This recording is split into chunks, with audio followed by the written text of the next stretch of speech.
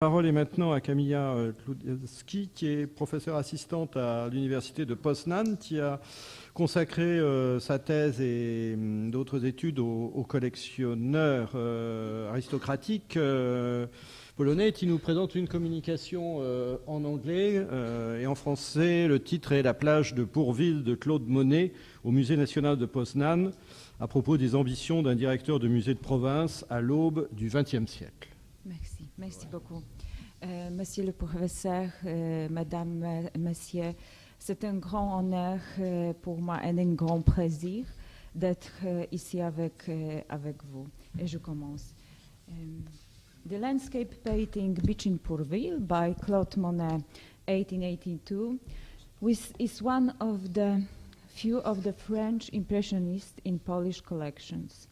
It is well known to the Polish public. It even captured general attention when the media reported its death in 2000. The painting was stolen from the Poznan Museum by an art lover who wanted to possess the work by the French master only for himself. The police recovered the piece in 2009, and since 2010 it has been displayed at the permanent exhibition in the Poznan National Museum. However, the work by Monet looks quite surprisingly in the collection of the museum.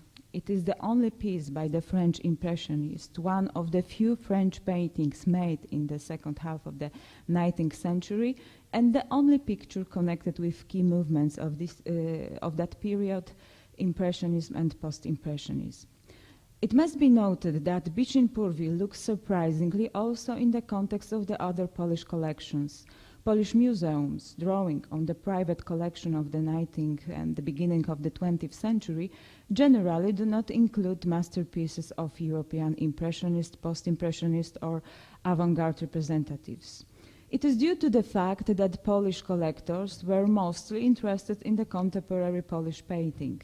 They did so for patriotic reasons, very important at the time when the Polish state did not exist and its territory was partitioned among Austria, Russia, and Germany from the close of the 18th century until 1918. The dominant role of aristocracy among Polish collectors was also important, as well as the influence of their taste on the other collectors. Whenever the aristocrats chose foreign contemporary art, it was not controversial or innovative art which would breaking with the accepted historical development. They were rather traditional pieces from renowned exhibitions which enjoyed positive reception of the official critics.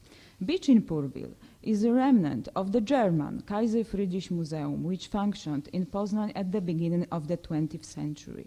But even within the walls of that institution, the painting was an outstanding work of art, and it was the only representative of the French art of the second half of the 19th century, as it is today.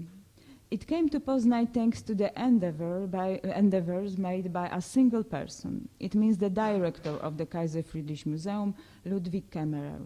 The story of its acquisition is connected with the cultural policy of the German Empire at that time and with the discussion on the place of the French art in public German museums.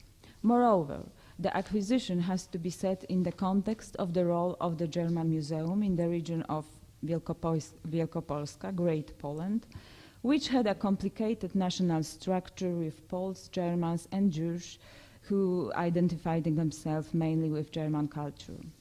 Until 1793, the region was part of the Polish state, while in the 19th century it first belonged to the Kingdom of Prussia and then, as the Poznan province Poznan, to the German Empire.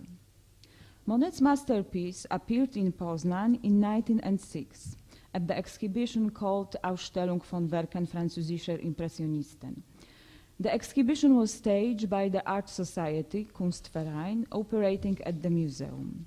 When the event was over, the society purchased the picture and handed it over to the museum. Ludwig Kämmerer was then the president of the art society and the director of the museum at the same time.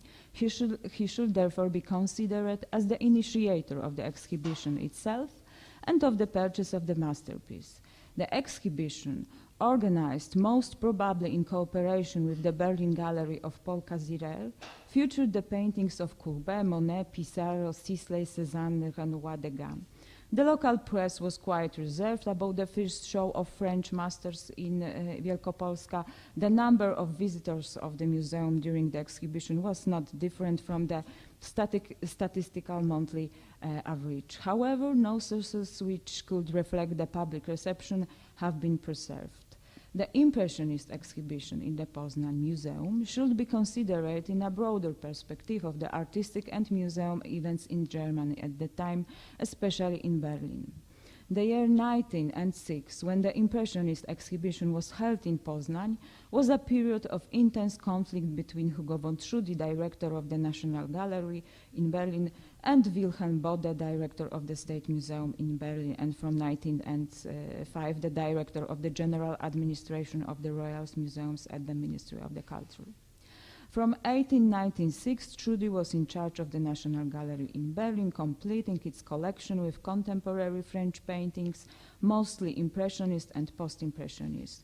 His collection, as well as the sums spent on French art, provoked objections of some German artists, museum curators, intellectuals, and first and foremost of the German Empire, Wilhelm II.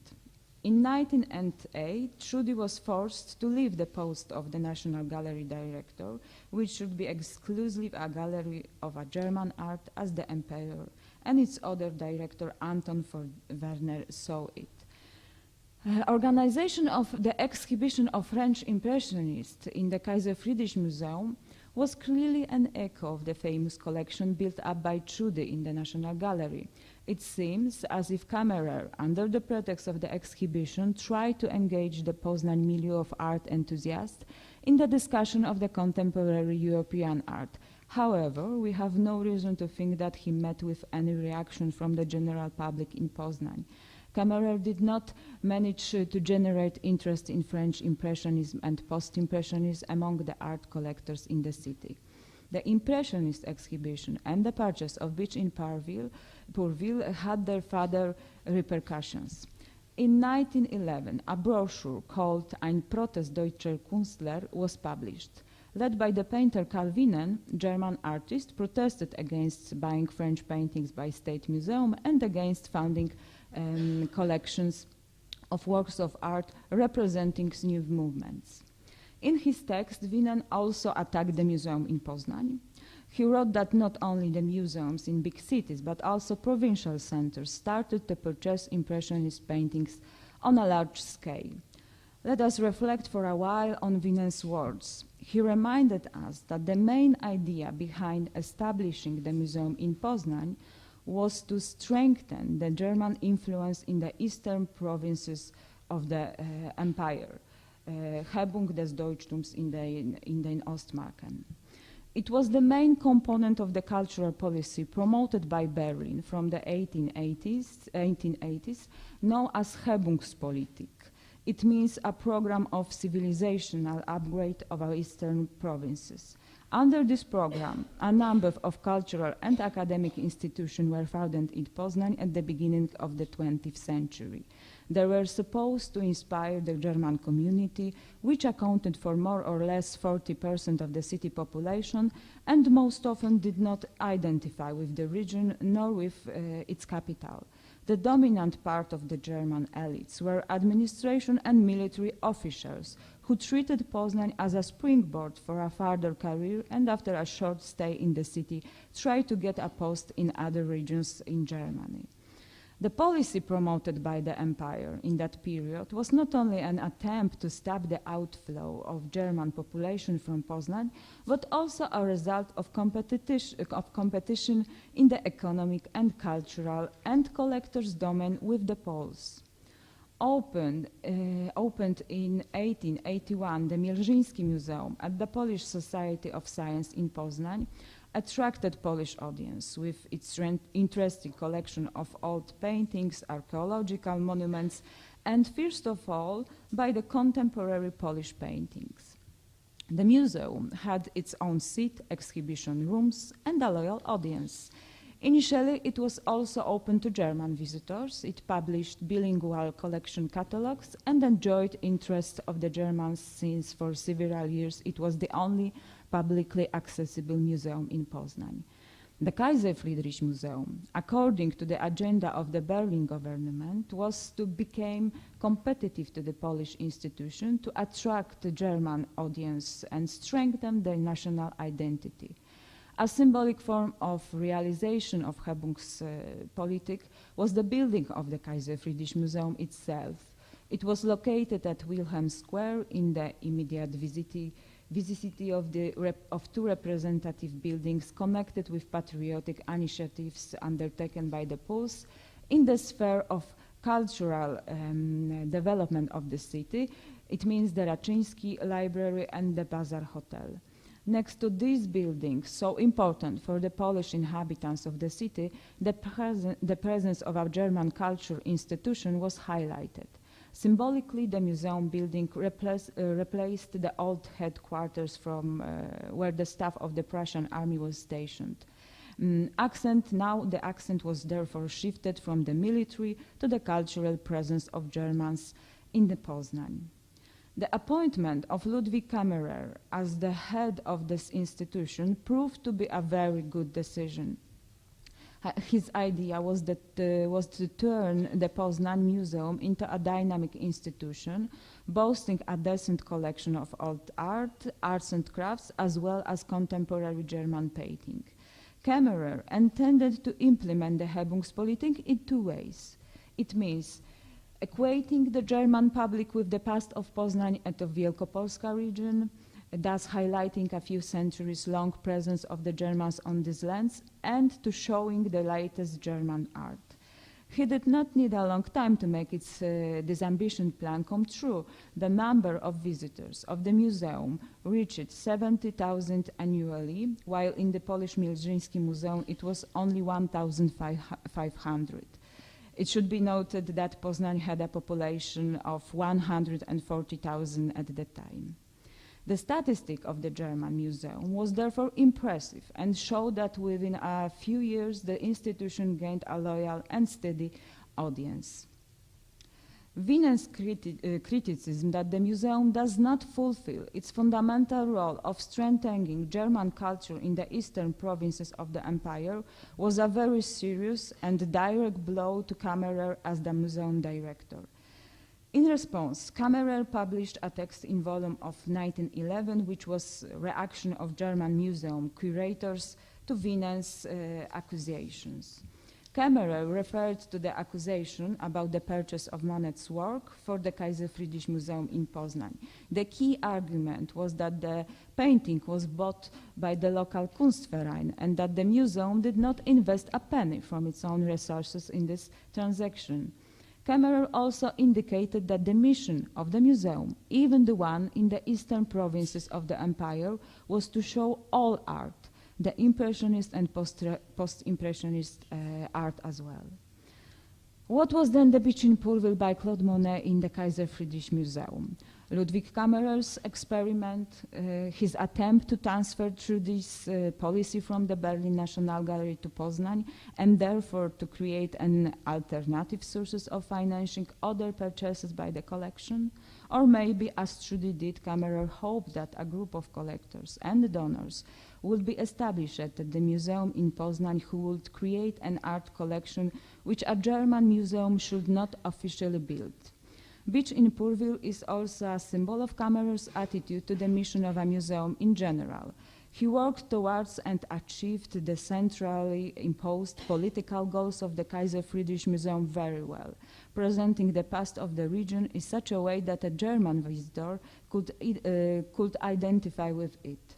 Kammerer focused on the presence of Germans who settled in Wielkopolska region for centuries, on the activity of German artists and craftsmen, on presentation of the monuments from evangelical churches, because most Germans in the province were of Protestant denomination, while majority of Poles were Catholic. We should stress that Kammerer would create the past and history of art in Wielkopolska as an alternative to the Polish version, presented in the Polish Museum and Polish publication. As far as contemporary art is concerned, as the purchase of Between Pourville proves, he tried to break with promoting exclusively the German academic art, to break with politics and broaden the activity of a seemingly provincial museum at the eastern borders of the German Empire. Thank you very much.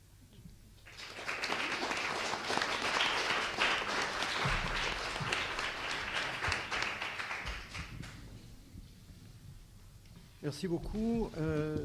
Je pense finalement que ce panel rend bien compte des différentes formes finalement de ces relations entre musée et nation.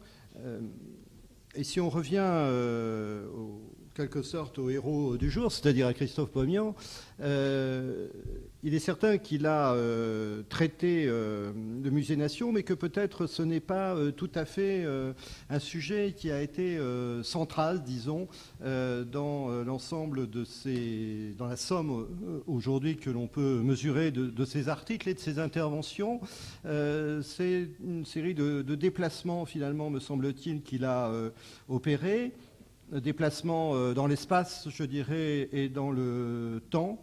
Dans l'espace, parce que finalement, si l'on considère un peu largement ces interventions, ce n'est pas l'espace national qui l'a mobilisé, mais bien l'espace européen, dont on parlera demain, ou encore l'espace international, avec le dernier recueil, c'est-à-dire nord-américain. J'en veux pour preuve que dans le catalogue de Chantal Georgel sur la jeunesse des musées, Krzysztof avait choisi de traiter précisément d'une histoire transnationale des musées et pas de l'histoire des musées français à laquelle l'exposition était consacrée, inaugurant en quelque sorte cette histoire transnationale des musées qui existait dès les années 1960, 1970 et 80.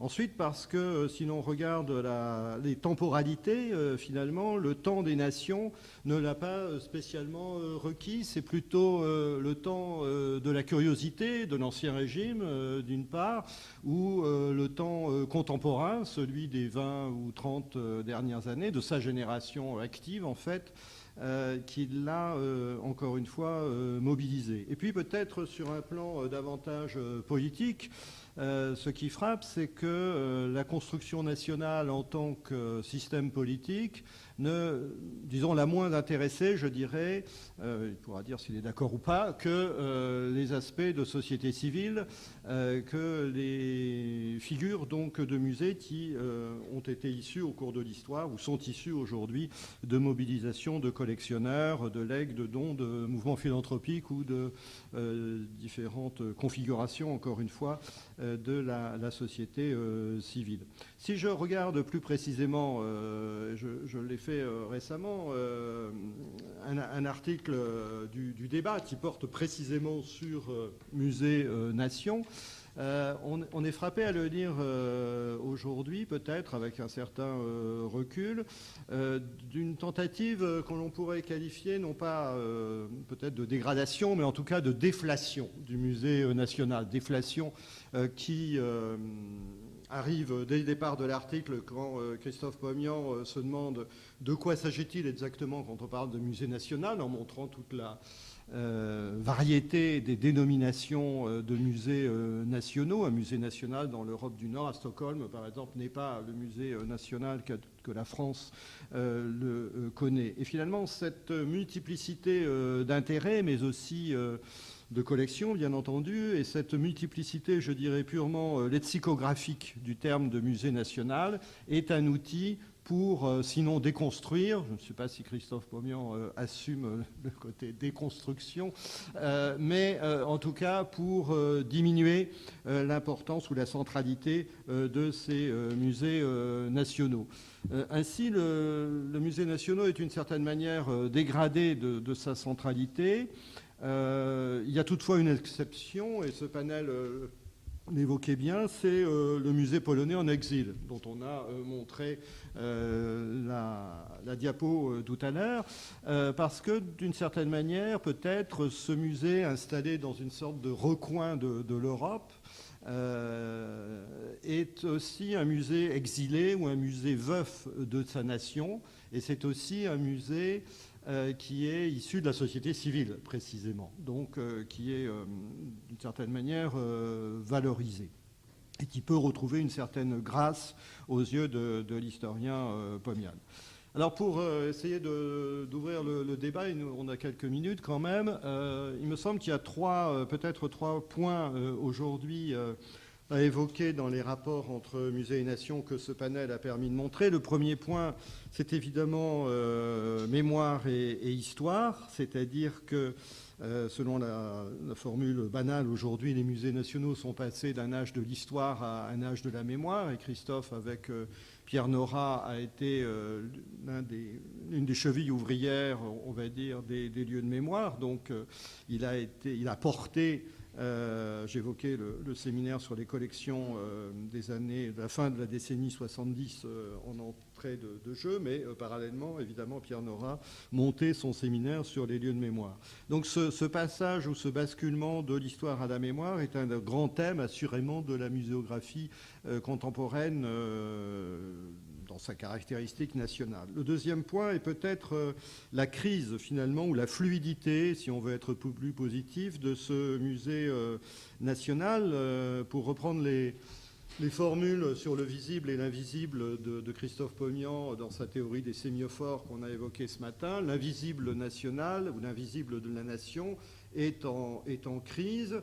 Il l'a évoqué dans ses textes sur le musée de l'Europe, en appelant de ses voeux une sorte d'idéal kantien, cosmopolitique de l'Europe, au-delà donc de l'échelle nationale. Il l'a aussi appelé de ses voeux dans d'autres interventions sur notamment les restitutions dans la revue Musée, hommes de manière plus récente. Sauf que, je dirais, cet invisible non national demeure à l'état de projet politique ou demeure à l'état de vœux pieux, surtout lorsqu'on lit ces textes aujourd'hui, 20 ou 30 ans après. Il est certain que la situation européenne n'est plus ce que certains espoirs, disons, pensaient qu'elle serait à la génération suivante dans les années 80. Et puis troisième élément, sans doute une forme qui peut être perçue positivement ou négativement, d'incertitude ou de mise en doute de l'efficacité du musée national. Toute une rhétorique, surtout critique d'ailleurs, depuis les années 1960, avait exprimé la crainte finalement que le musée national, surtout le musée d'histoire nationale, soit trop efficace sur ses visiteurs et donc contribue à entretenir des chauvinismes dont nous avons vu tout à l'heure d'ailleurs l'expression dans le texte de 1911, déjà critique. Or, aujourd'hui, les sciences sociales ou les museum studies, d'une manière générale, ont contribué à montrer que les visiteurs, au fond, retiraient peut-être peu de choses, voire rien du tout, pour les plus pessimistes, de leur visite. Et en tout cas, la contagion que l'on craignait parfois ou que l'on attendait du spectacle du musée en matière de conviction ou de conscience nationale, cette conviction n'était pas du tout, cette contamination, cette contagion, cette efficacité n'était pas du tout à l'ordre du jour, mais qu'il y avait, comme le disait l'historien Jean-Pierre Rioux il y a quelques années, une panne de transmission nationale. Donc sous tous ces points, et aussi sur le dernier, parce que finalement Krzysztof Pomian, dans cet article du débat auquel je reviens, disait assez plaisamment qu'aujourd'hui on pouvait imaginer des musées nationaux du timbre-poste, des musées nationaux du jouet, etc. Autrement dit que cette image sacralisée du musée national était en train de disparaître. C'est encore une fois un constat que l'on peut faire sien aujourd'hui, mais seulement en partie. car dans d'autres pays, d'autres secteurs européens, je pense à la Hongrie par exemple, la sacralisation du musée national à travers la grande peinture d'histoire par exemple est redevenue tout à fait un enjeu important. Alors, je vais m'arrêter là. Est-ce que dans les minutes que nous avons, est-ce que combien? 2. Bon, bah, c'est très bien, ça fait une réponse et une question.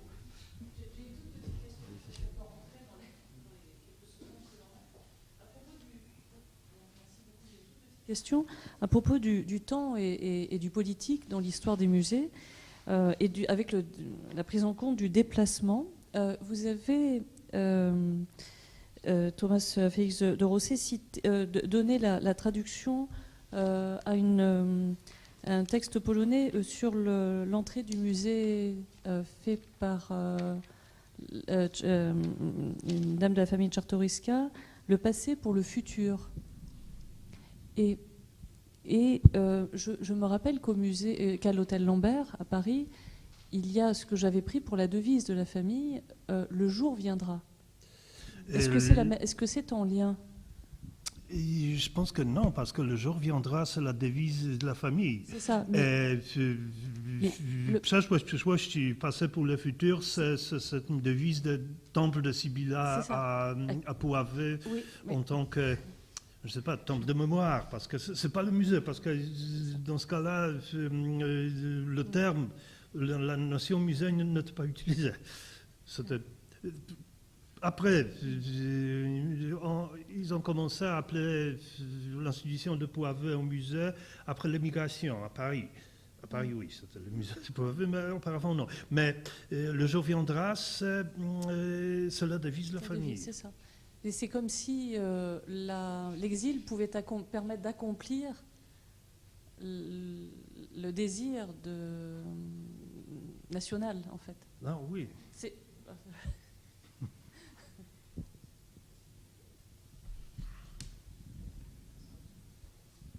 Une autre... Non? Bon, écoutez, c'est une très belle conclusion transnationale. Donc, il y a une pause. Oui.